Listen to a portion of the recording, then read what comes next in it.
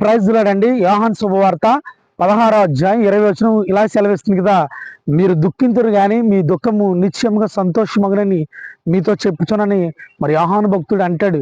యేసు ప్రభు యొక్క చెప్పిన మాట. ఈరోజు నువ్వు ఏ దుఃఖంలో ఉన్నా, మరి ఒకడు నవ్వుచున్న వాడి హృదయంలో మరి దుఃఖం ఉంటుందని దేవుని వాక్యం సెలవిస్తుంది. ఈరోజు నీ దుఃఖం ఏమైనా, నీ అప్పుల భారమైనా, నీ కుటుంబ బాధ్యతలైనా, ఏదైనా వేటితో నువ్వు బాధపడుతున్నావు నాకు తెలియదు, కానీ ఈరోజు నీ దుఃఖము సంతోషమగును, నీ కన్నీరు నాట్యమగునని దేవుడు మాట్లాడుతున్నాడు. మరి దావీదు ఎంతో కన్నీటి ప్రార్థన చేశాడు. ఆయన రాజు అయిపోయాడు. మరి అన్న పిల్లలు లేరని ఏడ్చింది. ఆమెకు దేవుడు చక్కటి కుమారుని అనుగ్రహించాడు. మరి ఒక పాపంలో పట్టబడిన స్త్రీ ఏడ్చింది. యేసు ప్రభు యొక్క పాదాలని కడిగింది. కన్నీటితో ఆమె సంతోషంగా మార్చబడింది. ఈరోజు నీ దుఃఖం ఏమై ఉంది? నా ప్రభు దగ్గరికి రా, నా ప్రభువుని అడిగితే ఖచ్చితంగా నీకు ఆయన సంతోషాన్ని ఇస్తానన్నాడు. నూతన ఉల్లాసం వస్త్రములు ఇస్తానన్నాడు.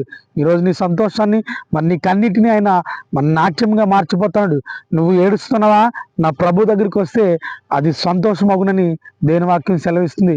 ఈరోజు నీ దుఃఖం ఏమై ఉంది? నా ప్రభు దగ్గరికి వచ్చి అడిగితే ఆ దుఃఖాన్ని సంతోషంగా మార్చిపోతున్నాడు.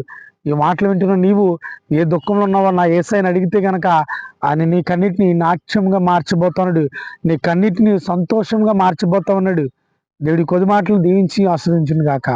ఆమేన్. May God bless you.